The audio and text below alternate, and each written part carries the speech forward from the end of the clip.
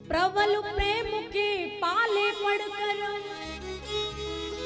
प्रभु को नियम बदलते देखा। अपना मान टले टल जाए पर भक्त का मान न टलते देखा। अपना मान टले टल जाए पर भक्त का मान न टलते देखा। इनसे बड़ा कृपालु कौन हो सकता है? जीवन में अगर थोड़ी सी भी किसी की मदद कर दी जाए तो महाराज अपने आप को श्रेष्ठ समझने लग जाता है व्यक्ति। ये जो सब हो रहा है ना, ये मैंने करवाया है। ये जो सब कुछ हो रहा है, ये मैंने सोच कर रखा था ऐसा ही होगा और वैसा ही हो रहा है। देखो तो सही, ऐसा भाव आ रहा है।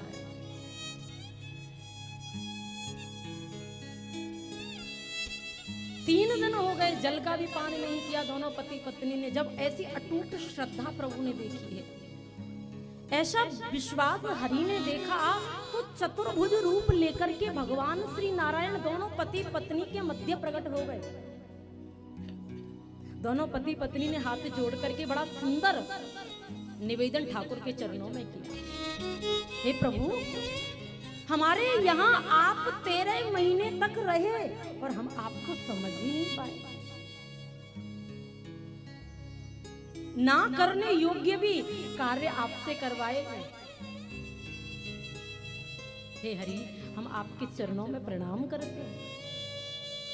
शांताकारं भुजगशयनं पद्मनाभं सुरेशं विश्वाधारं गगनसदृशं मेघवर्णं शुभांगं श्रीलक्ष्मीकान्तं कमलनयनं योगिविद्यार्णगम्यं वन्दे विष्णु भवभयहरं सर्वलोकैकनाथं।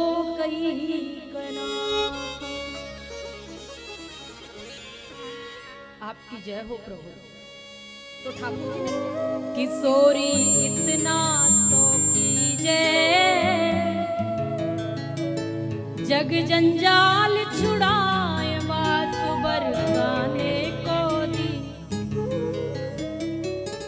बास ब्रज मंडल को दीजय, भोर हो तू ही मैलन थारे सेवा में लग जाऊं। मंगला के नित दर्शन पाकर जीवन सफल बनाऊं। इसीलिए हे लाडली जू, हे श्री जी,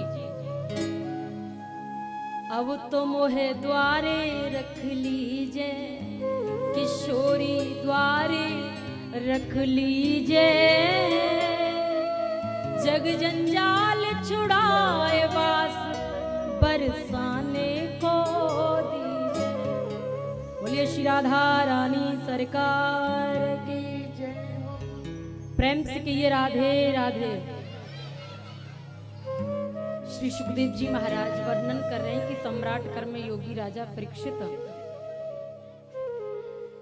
श्रूयता मानवो वंशः प्राचुर्येण तपरन्तप नासक्तय ये विस्तरतो वक्तुं वर्ष सतेरपि। श्रूयतां मानवो वंशः प्राचुर्येण परन्तपः। सम्राट कर्म योगी राजा परीक्षित, तुम वैवस्वत मनु जी महाराज के वंश का वर्णन संक्षिप्त में श्रवण करो। अगर विस्तार करने लग जाएं तो महाराज सैकड़ों वर्ष लग जाएंगे। लेकिन वैवस्वत मनु जी महाराज के जो वंश की कथा है, जो वर्णन है, संपूर्ण नहीं होगा। श्री सुखदेव जी कह रहे हैं कि राजन, भगवान श्री नारायण की नाभि से कमल की उत्पत्ति हुई। कमल में से ब्रह्मा जी की उत्पत्ति। ब्रह्मा जी के पुत्र हुए मरीचि, मरीचि के पुत्र हुए कश्यप जी महाराज, कश्यप जी महाराज के पुत्र हुए विवस्वान सूर्यदेव, जिससे चला सूर्य वंश। सूर्य की संज्ञा नामक पत्नी से श्राद्धदेव मनु का जन्म हुआ, जिनकी श्रद्धा नामक पत्नी से 10 पुत्र उत्पन्न हुए। इक्ष्वाकु, नृग, सरयाति, नभग, कवि आदि आदि। श्री सुखदेव जी महाराज कह रहे हैं कि सम्राट कर्म योगी राजा परीक्षित मनु जी महाराज के जो सरयाति नामक पुत्र हुए,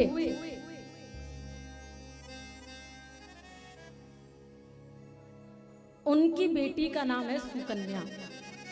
सुकन्या ने एक बार गलती से च्यवन बाबा के नेत्र फोड़ दिए और अंत में क्या हुआ बंधुओं, शर्याती ने सुकन्या का विवाह च्यवन बाबा के साथ कर दिया।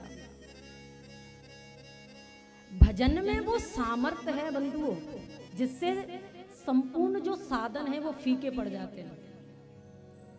और च्यवन बाबा ने बंधुओं ऐसा च्यवन प्रास खाया महाराज कि बूढ़े से बाबा जवान हो गए। वो कैसे हुए? अश्विनी कुमारों के द्वारा। श्री सुखदेव जी महाराज कह रहे हैं कि राजन, मनु जी महाराज के जो पुत्र हुए नभग, नभग के पुत्र हुए नाभाग, और नाभाग के परम भागवत श्री अम्बरीश जी महाराज। अम्बरीश जी महाराज का कैसा जीवन है श्री सुखदेव जी महाराज वर्णन कर रहे हैं। सवै मनः कृष्ण पदारविंदयो वर्चांसि वैकुंठ गुणानुवर्णने करौ हरेर मंदिरमार्जनादिषु श्रुतिं चकाराच्युतकथोदय। सवै मनः कृष्ण पदारविंदयो, अपनी संपूर्ण इंद्रियां भगवान श्री हरि के चरणों में समर्पित कर रखी हैं। मनः स्मरेताशु पतेर गुणास्ते, इंद्रियों का जो मालिक होता है, जो स्वामी होता है, वो होता है मन।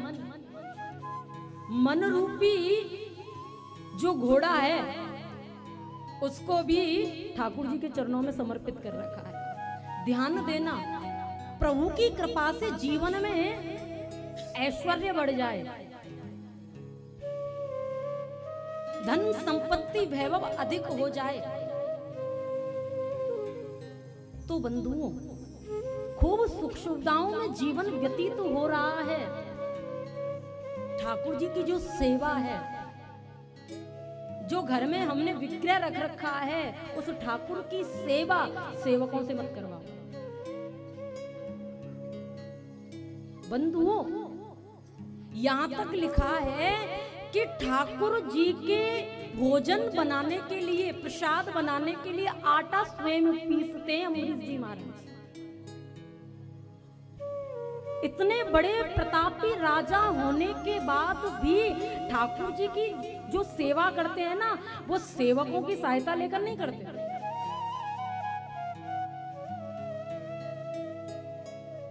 राज्य में अनेकानेक काम होते हैं, कार्य होते हैं, उनके लिए सेवक को भेजो, लेकिन प्रभु की सेवा स्वयं करने की आदत डालो। इतना सुंदर जीवन।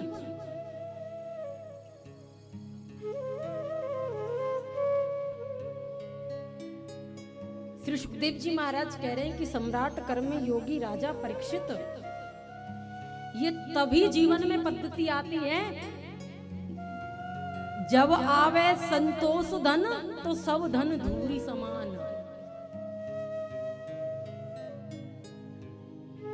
धन खूब कमाओ, मेहनत खूब करो, खूब तरक्की जीवन में करो, लेकिन यहाँ संसार में आने का जो मुख्य उद्देश्य है उसको कभी भूलो मत।